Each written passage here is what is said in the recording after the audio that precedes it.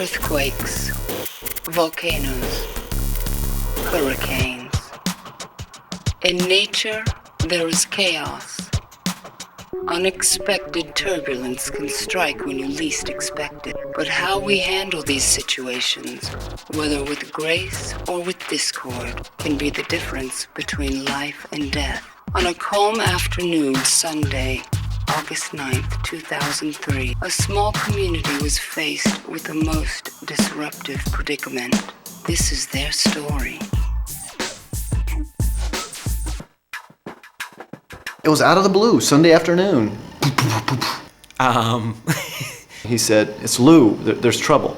The whole deal was just scary. Brushing my teeth, in my robe, just relaxing, and then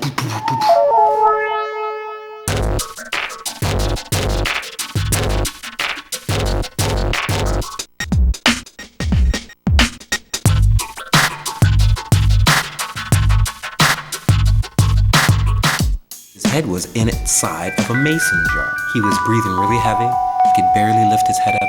His body was very lethargic. he wasn't really moving. Sweaty, cold, fast heartbeat. He seemed bad. It didn't look good at all.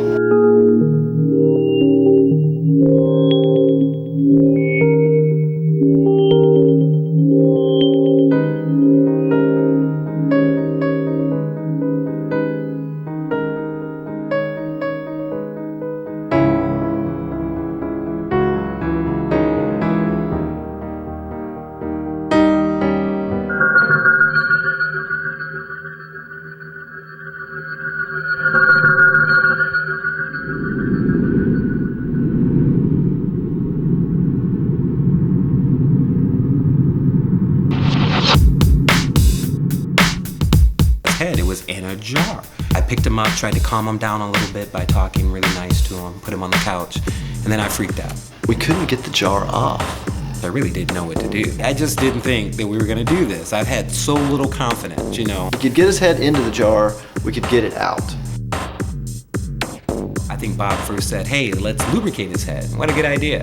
So we look around for something, some oil or something to make it a little slipperier. All right, so here we go. As I'm holding Lou and we're both trying to get the jar off, I guess Lou just finally could not stand this any longer.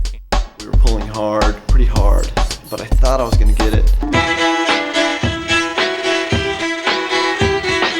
Jumped out of our hands, leaped into the air, landed on the ground, head first with the jar, and it smashes. And that was really troublesome too, because it didn't break off of his neck, it broke around his neck. It basically ripped that Bob from, to get away from the glass. Really scratched and took off hard. He is gushing blood out of his hand. First I was worried about Bob, but when I saw this smash on the ground, my major fears went back to Lou, and oh my God, what is wrong with Lou? Lou scurries under the car, try to coax Lou to come out. He's really scared. You can see him bleeding on his face and all around. I'm really worried that he's majorly hurt. And I see shards of glass around his face, one right by his eye.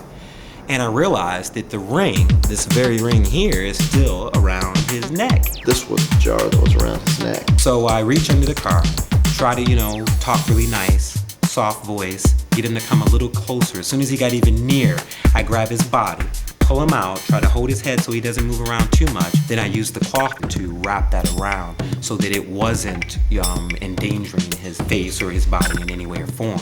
At that point, we realized he was okay, and our concerns went back to Bob. Cat scratch fever is something that's more than just a title of a song. It's a real risk, a medical risk. Thankfully, Bob did not develop that complication.